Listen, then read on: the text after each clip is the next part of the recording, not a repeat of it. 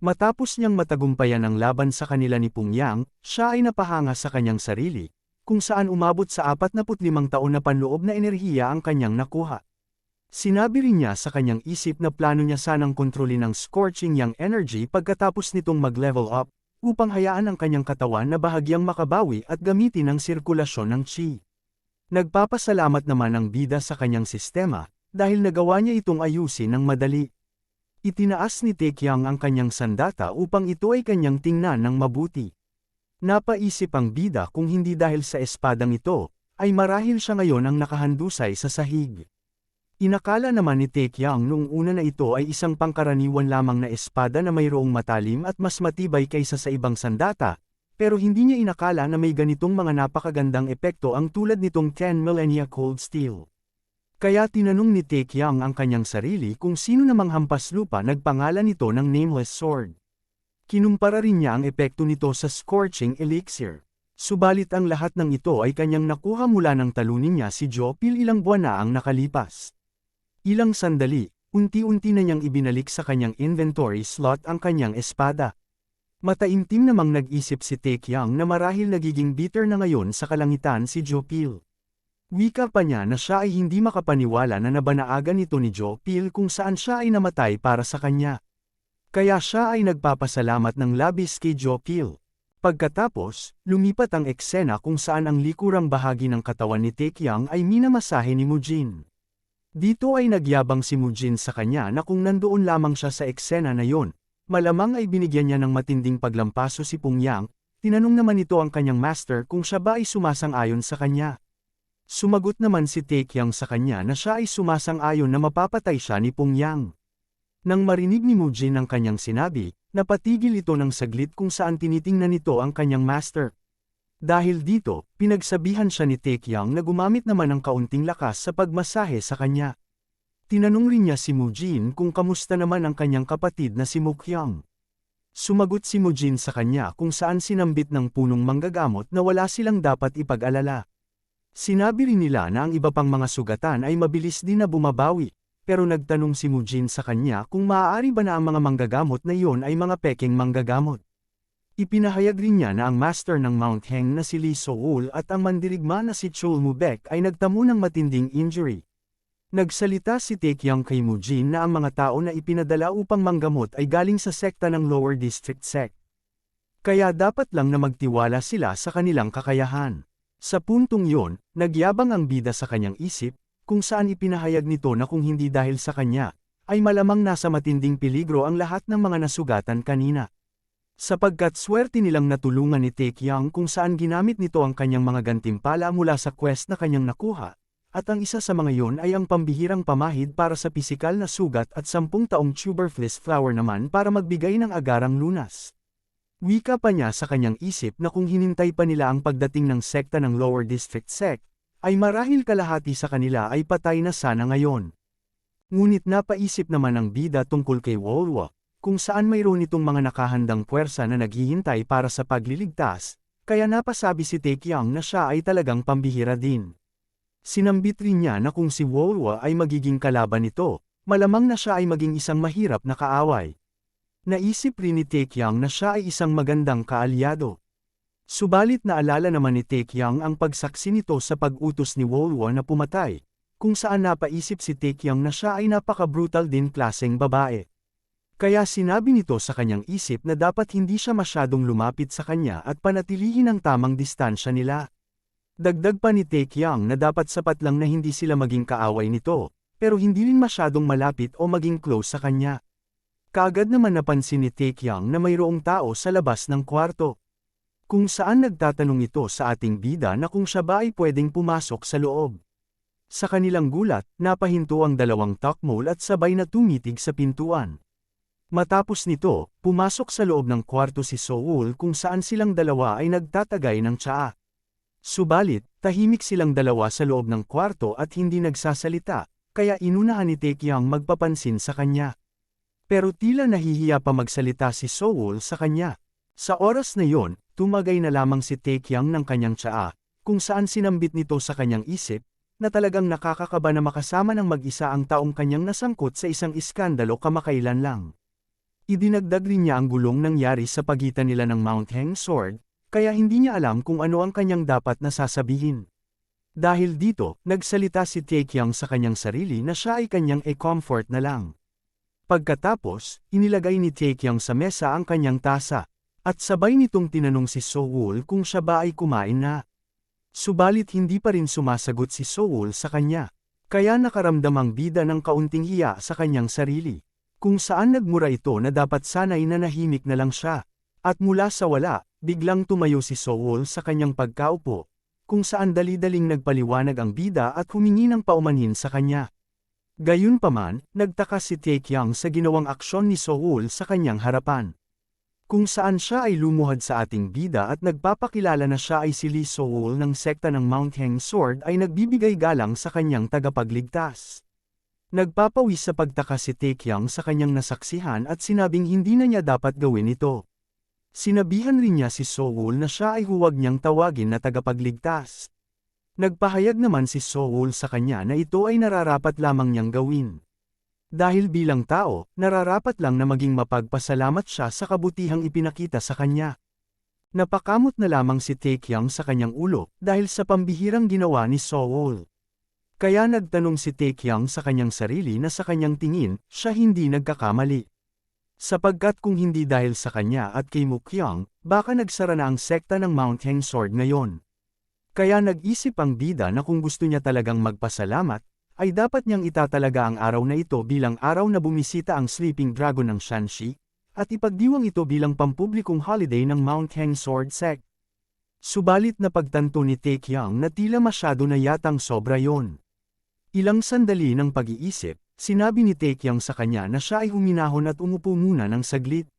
Sumunod naman sa kanyang utos si Soul, at tinawag siyang kanyang tagapagligtas.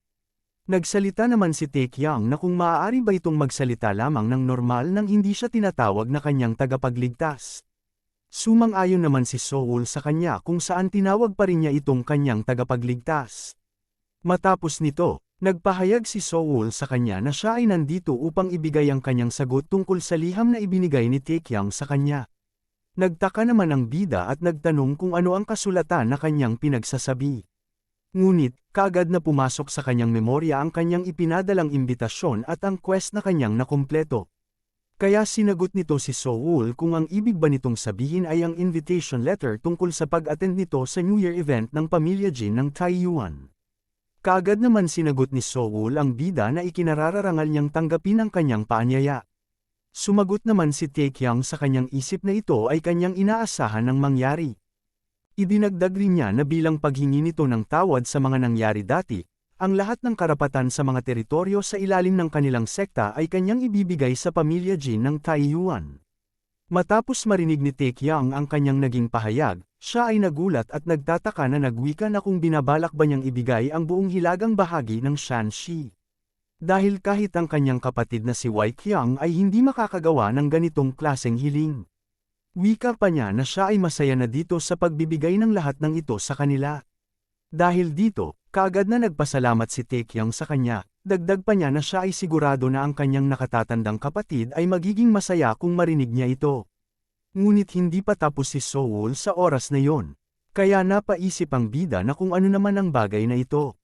Dito ay ipinapakita ni Soul ang isang kulay asul na sisidlan, kung saan ito ay kanyang binubuksan ng dahan-dahan. Nang ito ay kanyang mabuksa, bumungad sa harapan ni Taekyang ang tatlong martial arts scroll ng pamilya ng Mount Heng Sword. Sinabi niya kay Taekyang na ito ay ang mga martial arts na nilikha ng kanyang ama noong siya pa ay nabubuhay, isa na dito ang Blood Vagrant Sword Technique at ang Stride Technique. Isinama rin niya ang lihim na pambihirang teknik ng kanyang tiyuhin na si Chol Mubek, kung saan tinatawag ito sa Azure Annihilation Feast. Wika pa niya na ang lahat ng mga ito ay mga kahangahangang scroll ng martial arts sa pinakamataas na antas. Sa kanyang gulat, siya ay napatayo sa harapan ni Soul, kung saan hindi ito makapaniwala na ang tatlong lihim na manual ng martial arts ay nasa kanyang harapan ngayon. Wika pa niya na ang halaga nito ay labis na mas mataas kumpara sa kanyang unang ibinigay na mga hilagang teritoryo ng Shanxi. Dahil dito, namumula ang bida at sabay na ngumiti sa kanya, at tinanong si Soul kung ito ba ay isang regalo. Sumagot si Soul sa kanya na hindi ito isang regalo, sapagkat ito ay isang pakikipagpalitan. Ang magagandang ngiti ni Taekyang ay unting-unti na palitan ng pagkadismayado. Sinabi ni Taekyang sa kanyang isip na ito ay kanyang alam na. Dahil walang paraan na ibibigay niya ang mga ganitong mahalagang bagay ng basta-basta. Dahil ginagamit niya ang mga item na yun para makipagkasunduan sa kanya. At tiyak na ang gusto nito ay may pinakamataas na halaga rin. Kaya napag-isipan ni Taekyang na mas mabuti nang huwag na niyang subukang pumasok sa ganitong deal, sapagkat siya ay magdudusa lamang.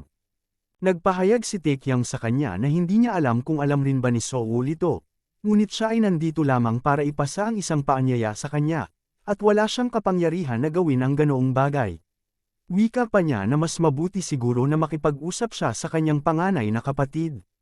Tumanggi naman si Soul sa kanyang naging pahayag, dahil sa kanyang palagay, sapat na si Taekyang upang pangasiwaan ang kalakal na ito.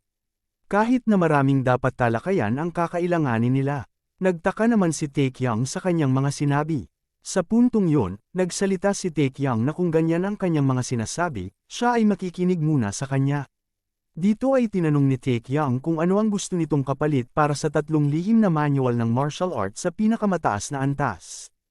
Tumahimik lamang ng saglit si Soul sa kanya. At ilang sandali, nakangiting humarap ito sa bida at sinabi na ang tanging hinihiling niyang kapalit para dito ay pakasalan siya ni Taekyang. Pagkatapos nito, lumipat ang eksena sa labas ng templo kung saan ang dalawa ay nag-uusap sa loob. Dito ay nakaupo si Mujin sa labas, kung saan narinig nito na nagsalita si Soul na siya ay aalis na. Sa puntong yon, lumabas si Soul sa isang kwarto ng templo. Habang si Mujin ay nandoon rin sa labas na nakatitig sa kanya. Nang paalis na si Soul palayo ng templo, ang mga mata ni Mujin ay patuloy pa ring nakatitig sa kanya. Dito ay kanyang iniisip ang babae na si Soul kung saan siya nangangarap na silang dalawa ay magkasama at nagkatuluyan. Nagpunas naman si Mujin ng kanyang mga luha, at sinambit sa kanyang isip na kahit isa lamang itong panandalian, siya ay kanyang iniibig. Kaagad namang pinuntahan ni Mujin si Taekyang, wika pa niya na talagang napakaswerte ng kanyang master. Nang madatnan nito si Taekyang sa loob ng templo, siya ay namumula at nakatulala ng oras na iyon, kung saan tinatanong ito ang kanyang leader kung ano ang nangyari.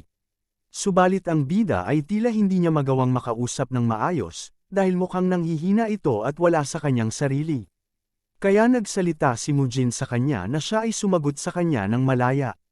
Sa puntong yon, nagtanong si Taekyang kay Mujin kung alam ba niya ang edad ni Miss Soul. Nagalit naman si Mujin sa kanya dahil napaka-informal na tawagin lamang siyang Miss Soul. Dito ay kanyang ipinahayag na dapat tawagin niya man lang ito ng sect leader o Lady Soul. Nainis naman si Taekyang sa kanya at siya ay kanyang binyantaan kung gusto ba nitong ilibing ng buhay. Wika pa niya na siya ay tumahimik na at sagutin ang kanyang mga tanong. Sa puntong yon, sinabi ni Mujin sa kanya na ang kanyang edad ay nasa tamang edad na para magpakasal. Nang subukan siyang patamaan ni Taekyang, kaagad na nagsalita si Mujin na ito ay kanyang naalala na. Kung saan sinabi ni Mujin sa kanya na siya ay nasa 17 taong gulang pa lamang. Sa oras na yon, nadagdagan ng pagkagulo ang isip ni Taekyang kung saan sinambit nito sa kanyang isip na si Soul ay isang minor de edad pa lamang. Samantala, sa ibang silid na kwarto ng Mount Heng, kung saan ipinapahayag ni Wolwa sa kanyang mga branch leader na ikalat ang ganitong chismis, na ang Sleeping Dragon ng Shanxi at ang Heavenly Jin Blade ng Taiyuan ay pinatay si Pungyang sa isang malupit na pag-atake. Wika pa niya na kung ito ay kanilang maipalaganap, kakalat na lamang ito ng kusa, kahit na medyo magkaiba ito sa katotohanan. Nagsalita naman ito sa kanyang branch leader na hindi naman sila pwede magbuwis ng dugo para sa laban ng iba na sinang-ayunan naman ng isa sa kanila. Nagpahayag rin ng isa pa niyang branch leader na mukhang may nakarinig na sa balita tungkol dito, dahil wala na ni isa ang naglakas loob na lumapit sa lugar na ito. Sa puntong yon, humingi ng sandali ang isa niyang tauhan upang ibigay sa kanya ang isang pahayag. Dito ay kanyang sinabi sa leader ang kanyang nabalitaan mula sa nasugatan, na si Pungyang ang tumalo sa mga bantay ng Mount Heng Tigers at sa Heavenly Jin Blade sa loob ng maikling panahon ng mag-isa, subalit siya ay tinalo lamang ng Sleeping Dragon ng Shanxi. Kaya tinanong nito si Wolwa kung ito ba ay totoo. Sumagot naman si Wolwa sa kanila na ito ay totoo, subalit siya ay nagwika na hindi niya ito nasaksihan ng personal. Kaagad naman namangha ang dalawang branch leader sa kanilang narinig. Ngunit nagsalita naman ang isang nakapulang lalaki na sa kanyang pagkakaintindi sa liham, ang kasanayan ni Taekyang sa martial arts ay nasa unang antas pa lamang. Kaya nagtataka itong nagtanong kung paano niya nalalampasan ang kanyang mga inaasahan sa bawat pagkakataon. Wika pa niyang tanong kay Wolwa na hindi ba nito inaabangan kung anong mga sorpresa ang inihahanda ni Taekyang sa kanila sa susunod. Sa puntong yon, binigyan ni Wolwa ng isang nakakatakot na pagmumukha ang kanyang mga branch leader sa harapan na nagpagulat sa mga ito ng oras na iyon. Galit na ipinahayag ni Wolwa na sumasakit na ang kanyang ulo dahil sa dagdag na gastos at itinapong impormasyon dulot ng mga sorpresa ni Taekyang. Kaya dumagdag pa ito ng labis nang sila ay magtanong tungkol sa mga bagay na ito. Kaagad namang humingi ng paumanhin ang dalawa at sila ay pinaalis na ni Wolwa upang gampanan ang kanilang bawat na trabaho. Nang sila ay makaalis na sa harapan ni Wolwa, huminga siya ng malalim habang iniisip si Jin Taekyang. Pagkatapos, siya ay nahulog sa isang alaala, kung saan nagsasalita ang kanyang master na mayroon talagang isang tao na biglaan umaangat ang katanyagan. Isang tao na palaging lumalampas sa mga inaasahan.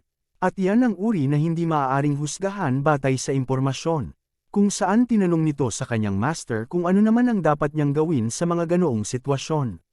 Dito ay ipinahayag ng kanyang master na huwag siya agad manghusga at mag-obserba lang muna sa mga nagaganap. Hanggang sa makasiguro siya sa kanyang sarili. Subalit tinanong rin niya ito kung paano naman kung hindi pa rin siya makakasiguro kahit na nagawa na niya ang lahat ng mga bagay. Ngunit tiningnan lamang siya nito at hindi sinagot ng kanyang master. Dahil dito, napagtanto ni Wolwa sa kanyang isip na maaaring siya ay magiging isang tao na makakapagpagalaw sa mundo ng Miriam balang araw. Lumipat naman ang eksena kay Taekyang habang ito ay nakatulala at iniisip ang ipinahayag ni Lee So-wol sa kanya. Kung saan sinabihan siya nito na ang kasal ay isang usaping buhay at kamatayan, kaya dapat niyang suriin ito ng mabuti at ibigay sa kanya ang kanyang mga sagot. Iniisip niya na siya ay nakatanggap ng isang proposal mula sa isang batang babae na mas bata pa sa kanya. Kaya tinanong nito ang kanyang sarili kung ganoon ba talaga ang pamamaraan ng mga tao sa mundo ng Miriam. Iniisip rin niya na kung ito ay kanyang tingnan ng mabuti, siya ay nasa 17 taong gulang pa lamang. At ibig sabihin nito na siya ay mas bata pa ng 2 taong gulang kaysa sa kanyang kapatid sa totoong mundo. Kaya hindi ito magiging maayos para sa kanyang pagkatao na gawin ito. Sinita naman siya ni Mukyang kung ano naman ang kanyang iniisip sa kanyang nakakaasar na pagmumukha. At habang umiinom si Mukyang ng kanyang tsaa, kaagad napansin ng bida ang nagtatanong na si Mukyang.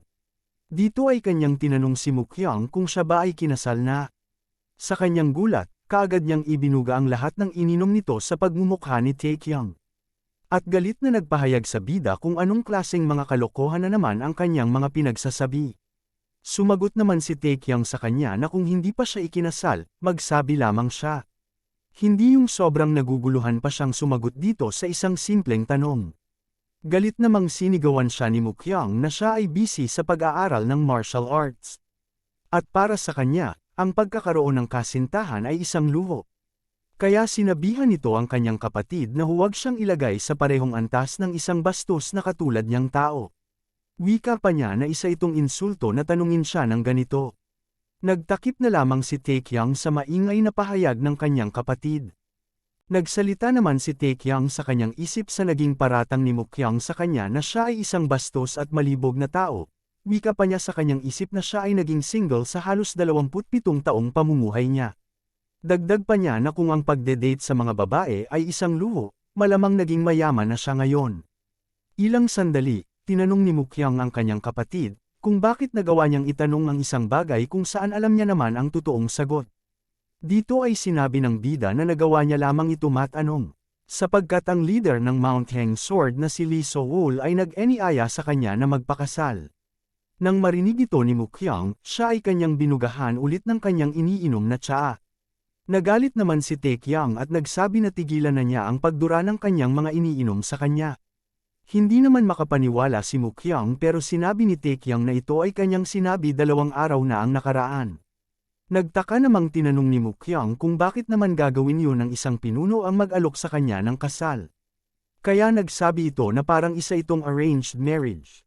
Nagsalita naman si Taekyang na hindi yun ganap na mali, pero sa kabila nito, parang na-offend siya sa katanungan na iyon. Tinanong naman ni Mukyang ang kanyang kapatid kung balak niya bang gawin ito. Nagsalita naman si Taekyang na hindi niya ito gagawin, dahil paano niya naman papakasalan ang isang babae na mas bata pa kaysa sa kanya. Gayunpaman, sinabi ni Mukyang sa kanya na nagawa niya ito ng mabuti.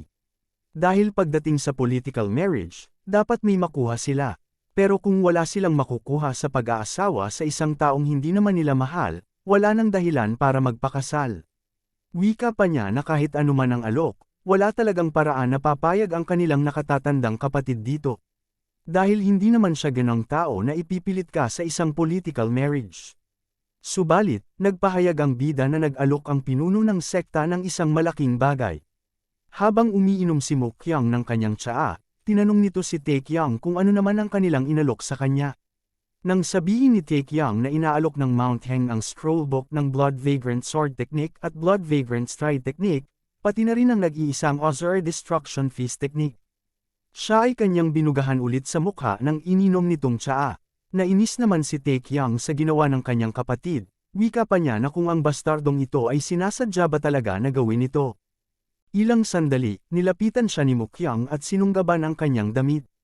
Kung saan ang adik sa mga scrollbook na si Mukyang ay nagagalak at masayang nagsabi sa bida na siya ay magpakasal na kaagad sa kanya. Lumipat naman ang eksena sa kabilang silid ng sekta ng Mount Heng, kung saan sa loob nito ay ang nakahiga na si Chol Mubek. Dito ay kanyang tinawag ang kanyang pamangkin na si Soul na siya ay talagang umaasa na maging masaya ito sa buhay. Sinabi rin niya na hindi pa huli ang lahat upang pakasalan ang taong kanyang mahal. Sinambit din niya na kung makakakuha siya ng tulong mula sa pamilya Jin ng Taiyuan, maaari siyang magkaroon ng isang ligtas at masayang pamilya kahit saan man sa Shanxi. Dito ay nakayuko at malungkot na nagpahayag si Soul sa kanya na ang tanging gusto niya ay hindi maghanap ng ibang pamilya, kundi ang sekta ng Mount Heng Sword. Nang marinig ito ng kanyang tiyuhin, siya ay malungkot dahil ang batang babae na kanyang pamangkin ay kailangang mamuhay ng may pasanin na muling itayo at buhayin ang kanilang sekta. Ipinahayag naman ni Chol Mubek sa kanyang pamangkin na ang kanyang pagpili sa ganoong desisyon ay maaaring magpasisi sa kanya. Nagtanong naman si Soul sa kanya kung siya ba ay pagkakatiwalaan niya sa kahit anong desisyon niya. Sinambit naman ng kanyang tiyuhin ng oo, dahil kung hindi niya sana ibinigay sa kanya ang isang lihim na aklat ng Ozur Annihilation Feast. Alam ni Soul sa kanyang isip na isa itong malaking desisyon para sa kanyang tiyuhin na ibigay ang ganoong aklat, subalit nagawa niya ito dahil alam niyang mahal siya ng kanyang tiyuhin. Dahil dito, siya ay nagpapasalamat ng lubos sa kanyang tiyuhin. Wika naman ni Chol Mubek na sobrang tanda niya na. At ngayon na umabot na sila sa ganito, magiging mahirap na ang pumili ng mga bagong disipulo. Ngunit sinabi niya na ngayon ay dumating ang isang magandang pagkakataon para sa kanila.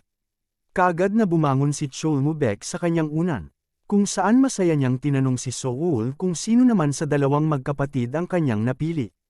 Nahiya naman si Soul sa kanyang mga sinabi at tumanggi ito sa kanya. Ngunit sinabi ni Chol Mubek na alam niyang wala naman gaano pinagkaiba sa kanilang dalawa, pero siya ay nagmungkahi na mukhang mas magaling kung si Heavenly Jin Blade ang kanyang mapipili. Nag-blush naman ang pagmumukha si Soul at tinanong ang kanyang tiyuhin kung hindi niya ba nagustuhan ang Sleeping Dragon ng Shanxi. Nagpaliwanag naman si Chol Mubek na hindi ito ang kanyang ibig sabihin, at ang kanyang ibig ipahiwatig sa kanya na wala nang mas mahusay kaysa sa nakatatandang kapatid. Dahil kahapon, nakausap niya ito ng sandali, at mukhang mabait siyang tao. Dagdag pa niya na magaling din ang kanyang mga kakayahan. Sumagot naman si Soul sa kanya na ang Heavenly Jin Blade ng Taiyuan ay parang isang tao na walang nang ibang alam kundi ang martial arts lamang.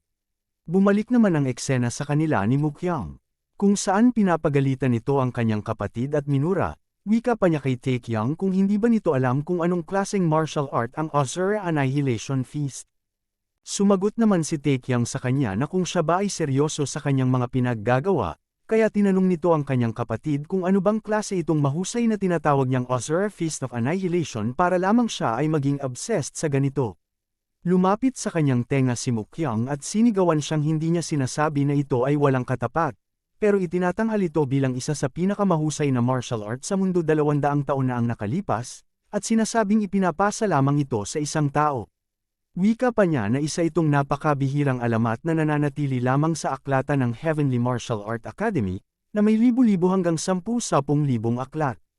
Sinambit rin niya na ang mandirigma ng Mount Heng Tiger na si Chul Mubek ay ang mismong tagapagmana ng Azure Annihilation Feast. Kaya tinatanong nito ang bida kung alam ba niyang gaano siya kaswerte dito. Habang sa likuran ay nagpupuna si Taekyang ng panyo sa kanyang tenga at sumagot kung ano naman ngayon. Lumingon ulit si Mukyang sa kanya, kung ano ang kanyang ibig sabihin dito. Wika pa niya na kung hindi ba niya naiintindihan ang lahat sa kanyang mga sinabi. Dito ay sinabi ni Taekyang na ang Azure Feast of Annihilation ay hindi na ang pinakamahusay na martial art sa mundo. Tinanong ito si Mukyang kung siya ba ay sumasang-ayon sa kanya. Siya ay nagsalita na kung kasing lakas sana ang martial arts na yun sa kanyang mga sinabi, malamang ay matagal na sanang ninakaw ito ni Pungyang. Subalit, ang pinakamahalagang bagay na gusto niyang sabihin sa kanya ay wala rin siyang balak na magpakasal. Dagdag pa niya na siya ay walang magagawa kung ayaw niyang gawin yon. Ilang sandali, dismayado sumagot si Mukyang sa kanya na kung ayaw niya edi huwag. Pagkatapos, tumalikod si Mukyang sa isang sulok at siya ay nanghihinayang sapagkat ang Azure Feast of Destruction na iyon ay masyadong maganda. Iniisip rin niya kung bakit siya nagkaroon ng isang tulad niyang kapatid. Nang siya ay tingnan ni Taekyang napatanong ito sa kanyang sarili kung siya ba ay nagtatampo. Sinabi ni Taekyang sa kanyang isip na ang Makong na ito ay isang adik sa mga martial arts scroll. At siya rin yung tip ng tao na pupunta sa Heavenly Martial Art Academy para lang lalong pagbutihin ang kanyang kakayahan. Kaya napagtanto ng bida kung dapat ba niyang asarin ang kanyang kapatid ng kaunti. Dito ay kanyang tinanong si Mukyang kung ito ba'y sobrang sayang.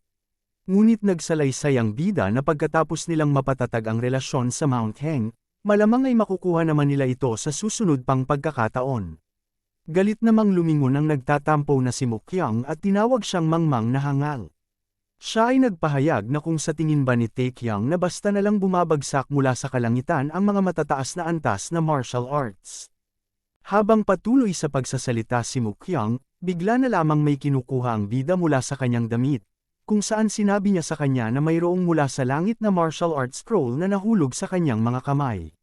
Dito ay kanyang ipinapakita ang isang aklat ng martial arts scroll, kung saan sinambit rin niya na isa itong mas mataas pa sa pinakamataas na antas ng martial arts. Sa puntong yun, nanginginig sa pagturo ng kanyang daliri si Mukyang na ang martial arts scroll na ito ay ang Divine Palm of Fire. Kung saan isinigaw niya ito ng sobrang lakas. Ang Divine Palm of Fire ay isang martial art manual, na may pinakamataas na ranggo sa mga ito. Isa ito sa mga teknika ng Scorching Clan. Isang martial art na nakabatay sa makapangyarihang flame chi, na may epekto ng Divine Palm of Fire. Nagtatanong si Mukyang sa kanya kung paano niya nakuha ang ganoong bagay. Tumatawa na nagsalita naman ang bida na mayroong isang tao na labis na nagpapahalaga sa kanya ang nagbigay at umalis. Wika pa niya sa kanyang isip na siya ay nasa langit na ngayon.